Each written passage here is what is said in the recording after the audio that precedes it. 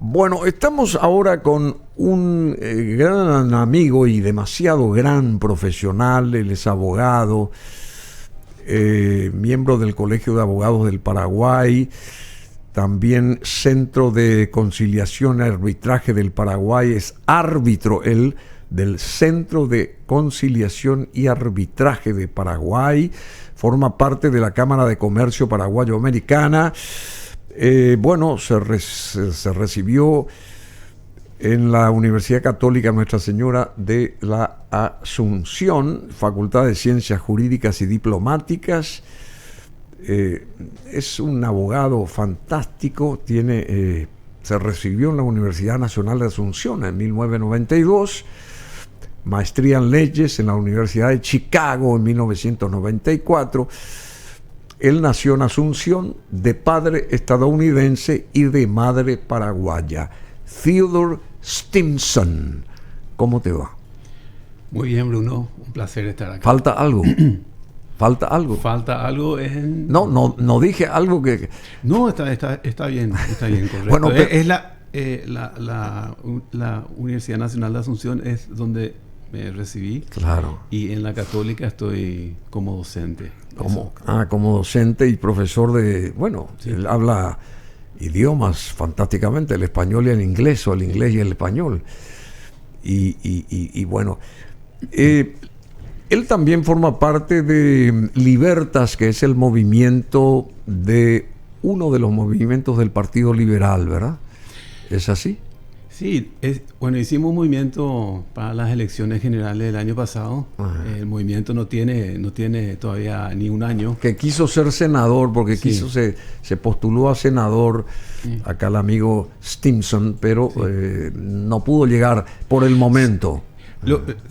La intención fue lanzarnos a la arena para tener una experiencia diferente, porque muchas veces uno está como observador criticando y entonces quería tener la experiencia de hacer realmente una campaña política con muy limitados recursos, utilizando los medios, tratando de hacer una propuesta de contenido y tener esa experiencia como algo bastante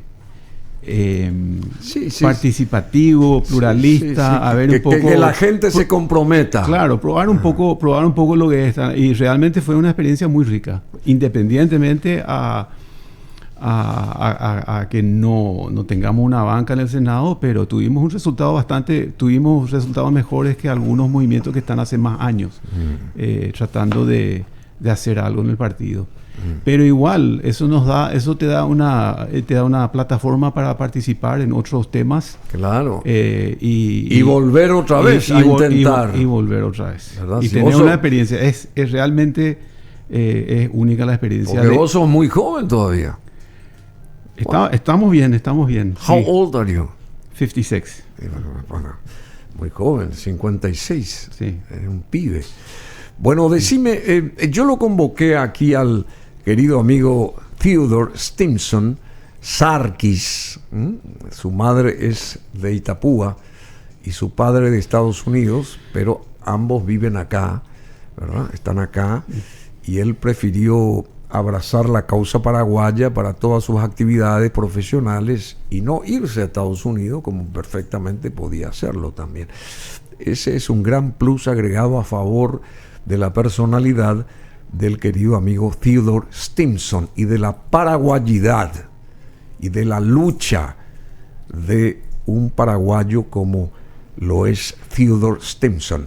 Bueno, yo lo invité para esta cuestión que nos dé su visión, porque él es justamente árbitro dentro del Centro de Conciliación y Arbitraje de Paraguay. ¿Cuál sería la visión como árbitro de lo que nos está pasando con la Argentina en esta cuestión del cobro, digamos, arbitrario y unilateral que Argentina está haciendo a embarcaciones paraguayas que cruzan o surcan ahí las aguas de la hidrovía? hay una cuestión, libertad de navegación. Vamos a 1991, sí. Santa Cruz de la Sierra, sí. El Tratado de Santa Cruz.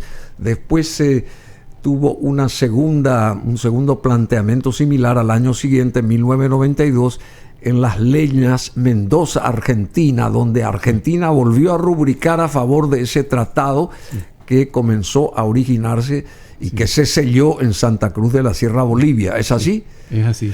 Y bueno, ¿y qué arroja eso? Bueno, nos podemos ir más lejos y nos podemos ir bastante más lejos, porque siempre la navegación fue fundamental para el comercio desde el inicio de los tiempos. Sí. Entonces, gran parte del derecho internacional se desarrolló a partir de la necesidad de que los estados en sus interacciones establezcan el libre tránsito, sea marítimo, fluvial. Sí, claro. Entonces, desde la Convención de Viena de 1815 y de varias otras convenciones y tratados de paz, incluso tratado de paz después de la Triple Alianza, siempre ha sido un principio fundamental la libertad de la navegación.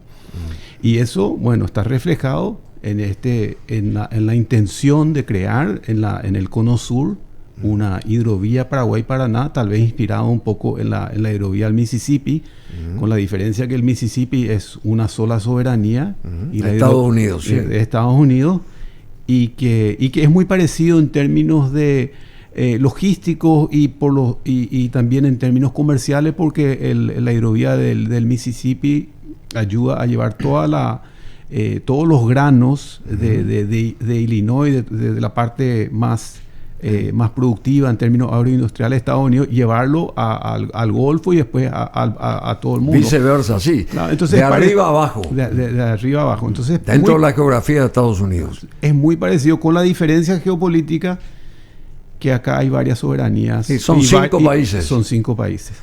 Entonces, eso que están mencionados está en el acuerdo de hidrovía. Hay un artículo sobre la libre navegabilidad, que es un principio ya de siglos.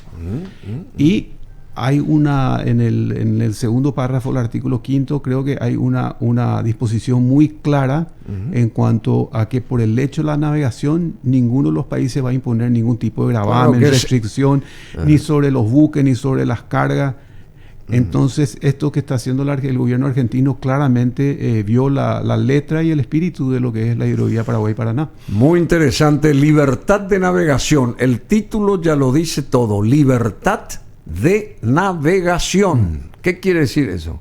Libertad de navegación.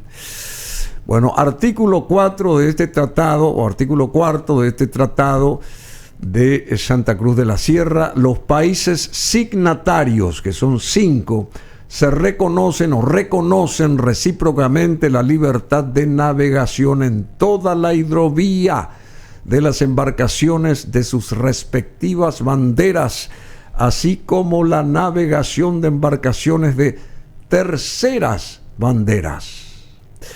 Artículo 5 de este mismo tratado de la hidrovía Paraguay-Paraná: sin previo acuerdo de los países signatarios, que son 5, no se podrá establecer ningún impuesto, gravamen tributario o derecho sobre el transporte, las embarcaciones o sus cargamentos.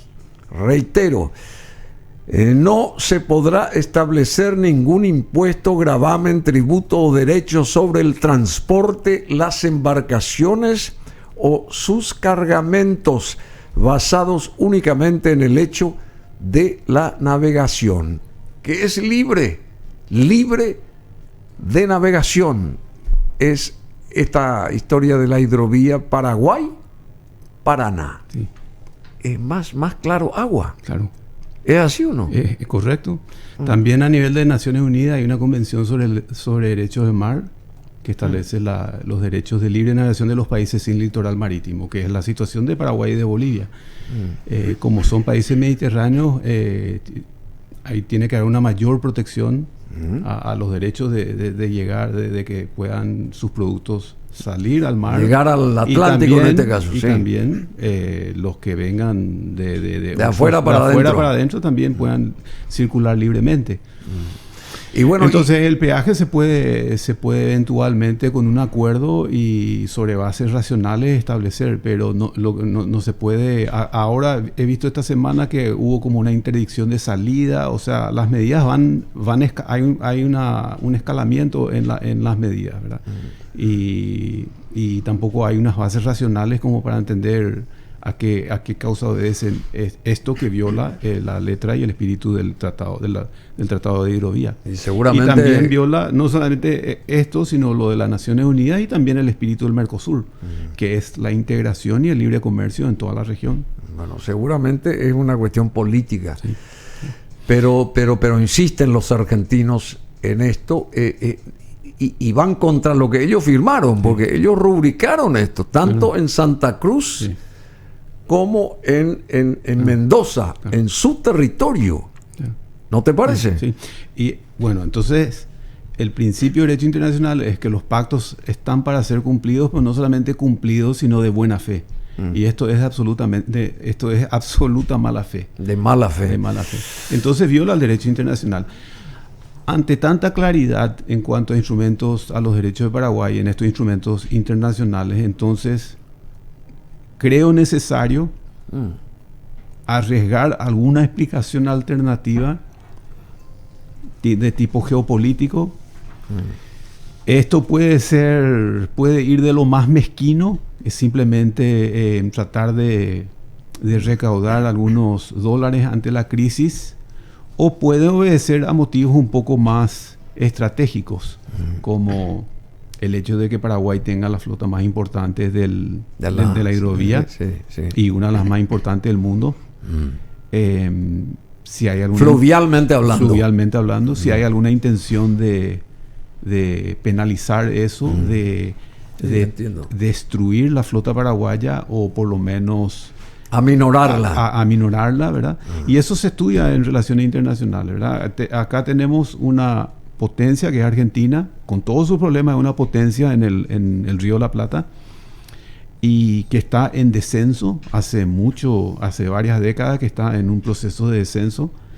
Y tenemos un pequeño país mediterráneo como Paraguay que no es una potencia, pero está en ascendente, ¿verdad? En términos de que sus exportaciones son importantes, de que su economía es relativamente estable, que atrae muchas inversiones, y que la flota es una de las más importantes. Entonces, cuando se da esto, y por eso te traje este extracto de este teórico que se llama Robert Gilpin, que generalmente cuando hay el sistema internacional puede ser estable o inestable, y generalmente se dan inestabilidades cuando hay una potencia que está en descenso, una potencia que tradicionalmente controló todo lo que es el Río de la Plata, el comercio, y que fue una primera potencia mundial, y tiene una rivalidad, normalmente es con otra potencia hegemónica. No podemos decir que Paraguay es una potencia hegemónica, pero sí, obviamente que en términos de navegación fluvial es un país bastante competitivo y que presenta desafíos para la Argentina.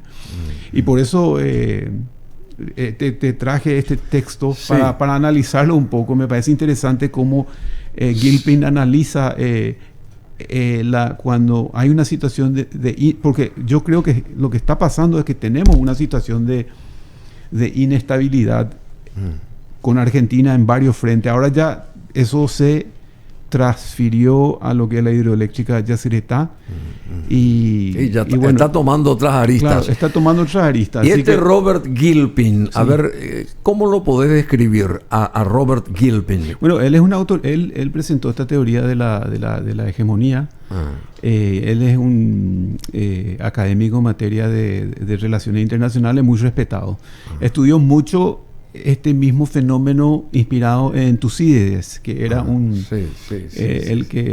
griego que escribió sobre la guerra en el Peloponeso y que hizo un análisis de la relación entre Atenas y Esparta y cómo eso terminó en la guerra del Peloponeso, ¿verdad? Porque Atenas empezó un proceso de ascenso económico y tecnológico, pero tenía un modelo político diferente, que era un modelo democrático, y Esparta era más una potencia no naval, sino una potencia más bélica. Y también una economía autoritaria y basada también en la economía de tierra adentro. Entonces Atenas comenzó, el ascenso de Atenas produjo una rivalidad con Esparta que venía descendiendo, y eso creó una inestabilidad en el sistema internacional. Y bueno, eso terminó en una guerra, hasta que, como desenlace de la guerra, el sistema queda configurado de otra manera. Entonces, la pregunta es si estos diferentes frentes que tenemos con Argentina hoy están creando hay una inestabilidad. No es solamente de unos dólares que quiere al Tesoro argentino ante la desesperación, sino que está sintiendo de que el sistema está en riesgo. Está en riesgo. Entonces va a buscar que el sistema se reconfigure de alguna manera conveniente a sus intereses vitales. O sea, no sé hasta qué punto pone en riesgo intereses vitales de la Argentina que la flota paraguaya sea tan importante, pero por lo visto que alguna incomodidad causa, por eso que están tomando medidas unilaterales que violan acuerdos firmados, que les pone a una demanda internacional y que crean frentes Pero Argentina está abriendo varios frentes. Ayer me enteré lo de Repsol, también de España. YPF, ¿cómo se llama? Sí. Sí, un juez americano le condenó a 16 mil millones de dólares. Claro, 16 mil millones de dólares. Allá, eso ocurrió en New York, creo que hace unos días atrás. Exactamente. Y ahora Argentina tiene que pagar 16 mil, el Estado argentino tiene que pagar 16 mil millones. No sé de dónde va a sacar esa. Por eso se abren unos frentes porque la política de ellos no funciona, o creen que son los superhéroes, ¿verdad? Históricamente, por eso, es una potencia que está en un proceso de descenso. Su moneda ya no vale nada. Entonces tiene varios frentes de conflicto, varios problemas, y eso produce este tipo de reacciones. Bueno, Robert Gilpin es un académico acá mencionado por Theodore Stimson, y dice cuánto sigue. A ver si podemos, históricamente se basa en que extrajo históricamente una puja entre, como bien decía el señor Stimson, entre los de Esparta y los de Atenas.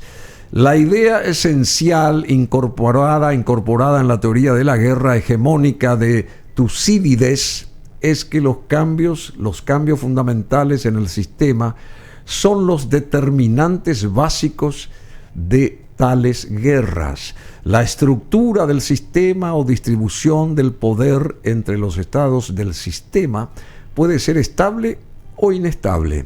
Un sistema estable es aquel en el que pueden producirse cambios si no amenazan los intereses vitales de los estados dominantes y por tanto causan una guerra entre ellos.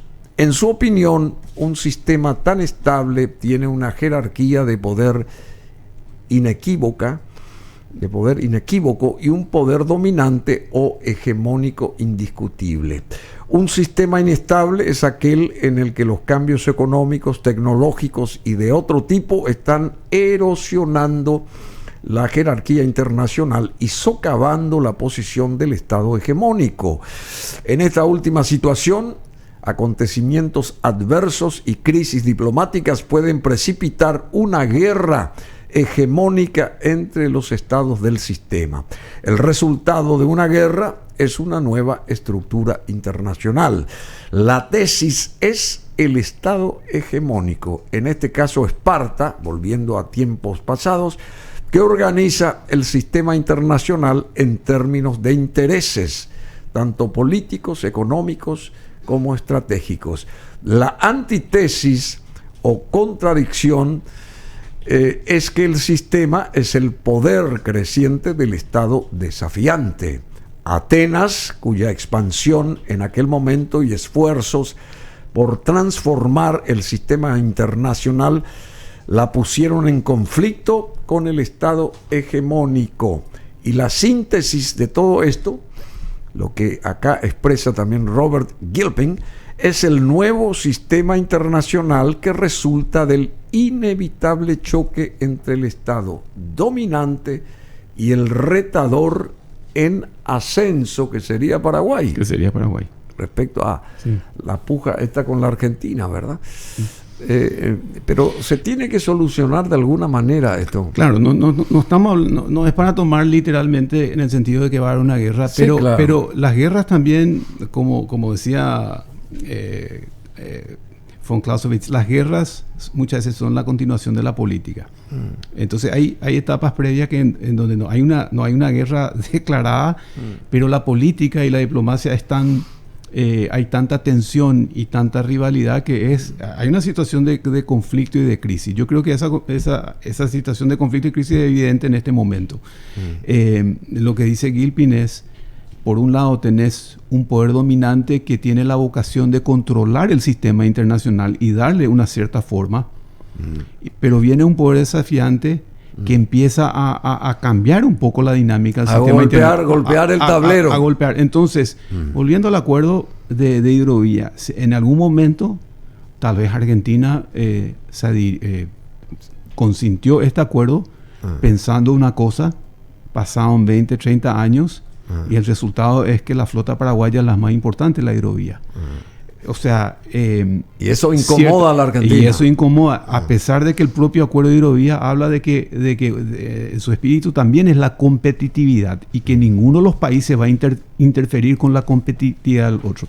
Lo que Argentina no se esperaba, tal vez, es que iba a estar en esta crisis en la que está, en esta crisis económica, de que el Paraguay iba a aprovechar para hacer una alternativa de inversión y de logística y de transporte. Y entonces eso desafía la hegemonía argentina. Sin entrar en una guerra, sí crea tensiones diplomáticas y problemas en las relaciones de ambos países, que se transfieren, después se van a otros frentes. Bueno, pero todos los días se recibe acá a cientos y miles de inversores de Argentina, claro, que están cruzando de su chacra a este lado del río. O sea, quieren instalarse en Paraguay porque allá las condiciones les son adversas, ¿no te parece? Claro, y en la prensa argentina el modelo paraguayo se utiliza para criticar el modelo argentino. Lo que también crea un problema político, porque tu vecino tiene bajos impuestos, relativa seguridad para la inversión, tiene mucho atractivo en términos de logística, de inversiones inmobiliarias, de todo tipo, y eso es un modelo que le deja mal políticamente al gobierno argentino. También es un problema.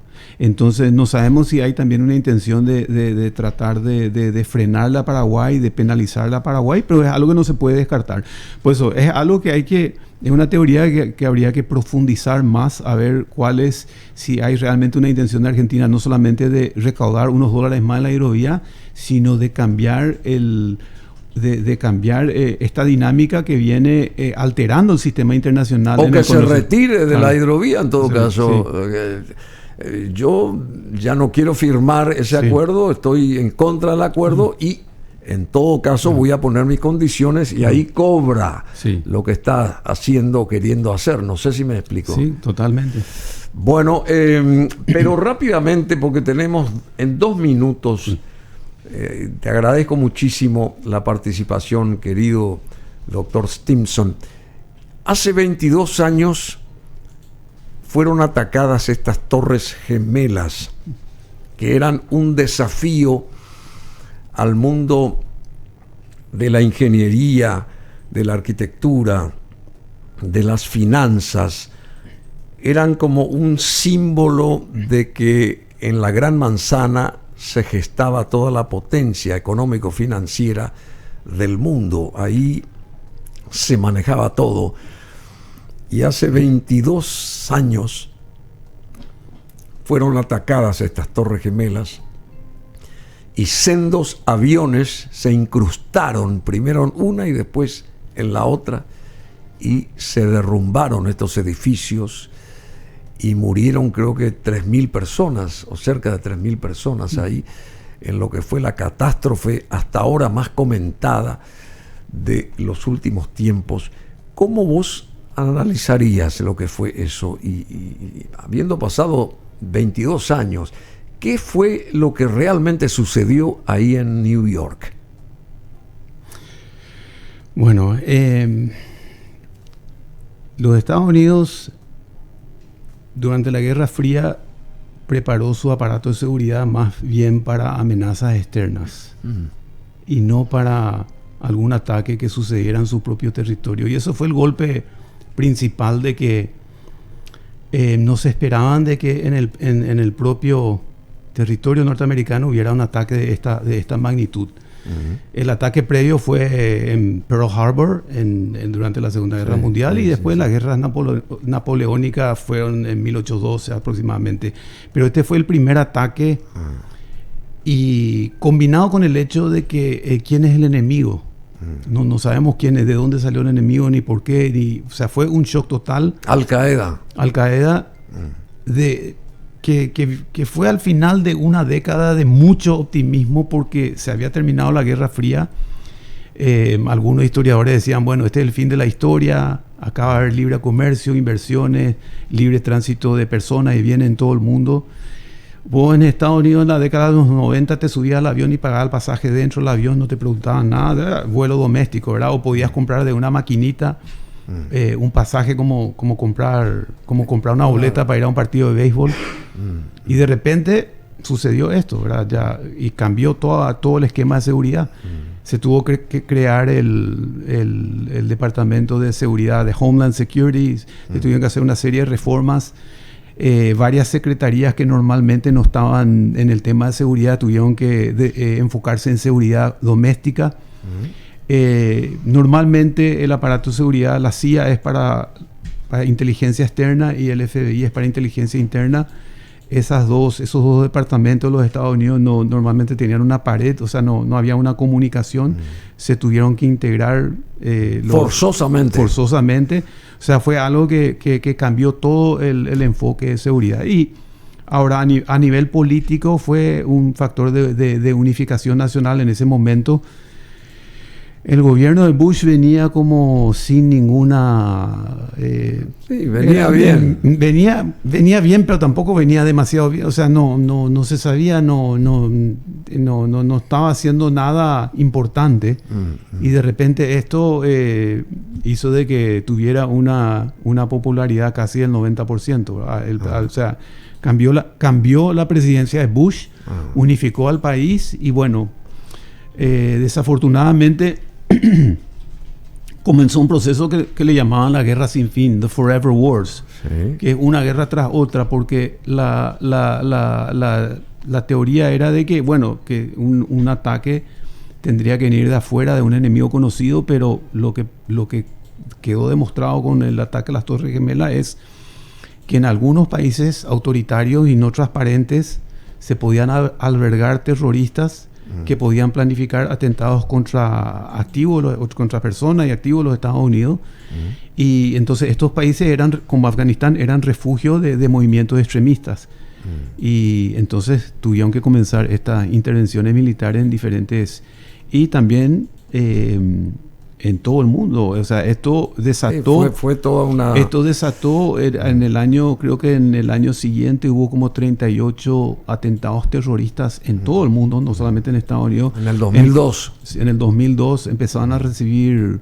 hay gente que recibió sobres con anthrax, que era una bacteria, y murieron de eso. O sea, cambió toda la visión de la seguridad. Bueno, todo el control de divisa, todas estas regulaciones que vemos de controlar el movimiento, todo eso viene... No, y hasta ahora los viajes uno tiene que prácticamente desnudarse ahí ante las máquinas para entrar a un aeropuerto, lo que sea. Cambió todo el sector bancario, cambió el sector de seguridad, cambió la estrategia de seguridad de los Estados Unidos. Y bueno, ese momento fue... terrible. Hay un dicho muy famoso en una película que dice: I got the feeling I have the feeling we're no longer in Kansas. Ah, sí. A ver, no tengo. Ya parece que no estamos más en Kansas. Bueno, es una película El Mago de Oz, ¿verdad? Que es una chica que de repente, que tiene como una pesadilla, ¿verdad? Y de repente aparece en el reino de Oz, ¿verdad? Y bueno, y también ahí le atacan unos tipo demonio, qué sé yo, y le dice a su perrito, ¿verdad? Me parece que ya no estamos más en Kansas, porque Kansas es un lugar muy apacible. Es muy bucólico, apacible, ¿verdad? Y bueno, entonces esto fue como dicen, wake up call, o sea, pasó de qué pasó acá, algo, y a partir de ahí también hay dos vertientes muy importantes en relaciones internacionales, el realismo y el idealismo, ¿verdad? El realismo básicamente se centra en los intereses.